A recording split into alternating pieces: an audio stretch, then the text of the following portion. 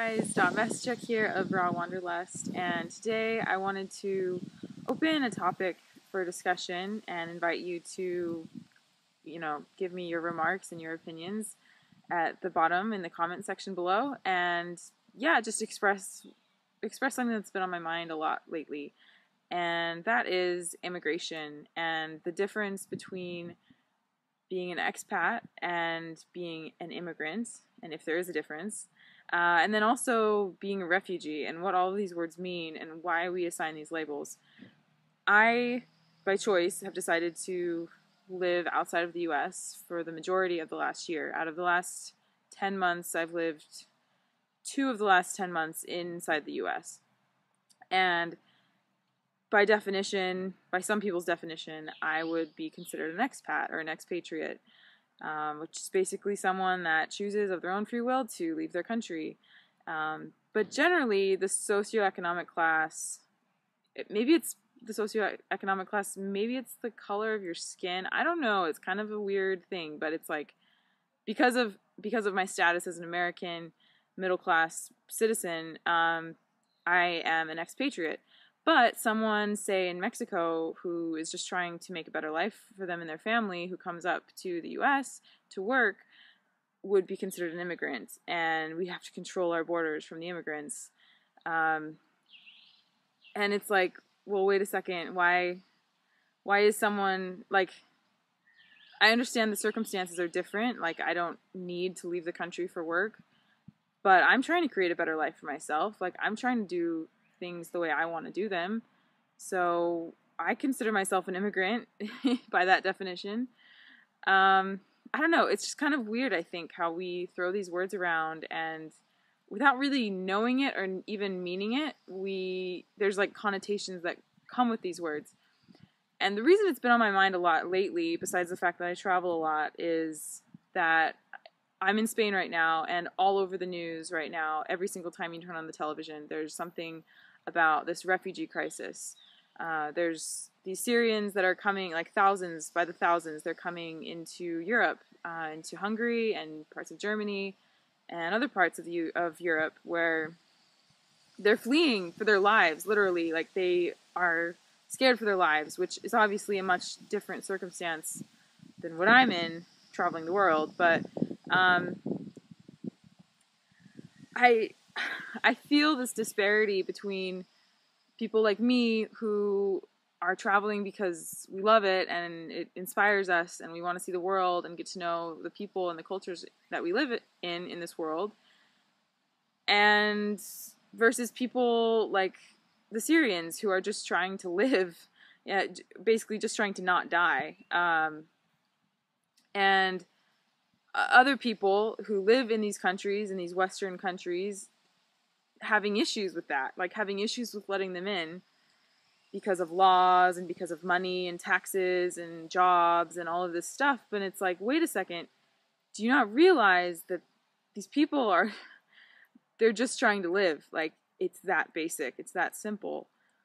And maybe these people, whether they're Americans and it's a border control issue with the southern border in the U.S., or maybe if it's an issue with the Western world in Europe, allowing people into their country, this isn't a new problem, okay? This has been around for as long as mankind. People have been immigrating and moving, and for whatever reason, whether it's oppression or just wanting a better life, people have been moving forever, for ages, and I feel like we should allow it.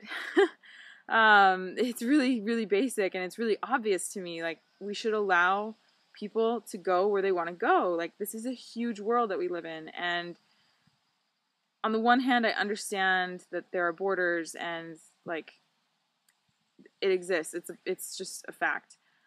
But borders by nature separate people, okay? They say, I'm here, you're there, and okay, it's cool for me to say, like, oh, I've been here and I've been there, and, like, point it on a map, and that's cool. But when it comes to really, like, allowing some people and disallowing others into a country,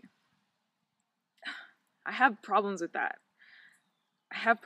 Because the more I travel, the more I realize, like, borders don't exist. In my mind, like, they really, really don't exist. And okay, on the one hand, I feel privileged as an American because I am American, and I have a U.S. passport.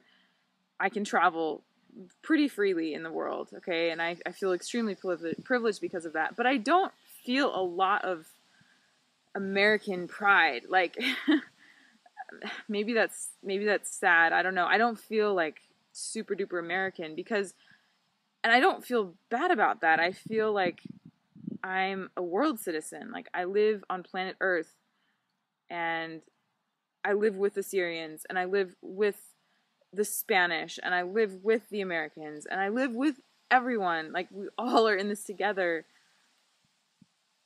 Why can't we just see that? Like, see the big picture and get rid of these labels, you know, get rid of these identifications that have these connotations, or get rid of these ideas that, like, that people shouldn't come to one place, like, they shouldn't want to make a better life for themselves. Of course, everyone wants to make a better life for themselves, you know, like, duh. I could talk about this forever, and I guess this was kind of a rant, but it was just my stream of consciousness. Like, this is literally just what's been on my mind, and it bothers me. I see it everywhere, especially here right now with this issue being talked about a lot in the news. But even when I was living in the U.S., it was always a hot topic of immigration and what to do about it. And it's like, why do we have to do anything about it? Like, I don't know. That's just my opinion. I understand that there are issues with money and people get weird about taxes and jobs and, like, but I just feel like if everyone, like, did what they wanted to do, then everything would be taken care of. Like, I don't know, maybe that's really, really wishful thinking of me, but I want to know what you think. So please continue the conversation and let me know. I love all you guys watching. Thanks for watching. If you want, you can follow me on Instagram at Raw Wanderlust, or my blog is rawwanderlust.com. And yeah, just let me know what you think. Maybe I'll do more of these videos in the future. Who knows?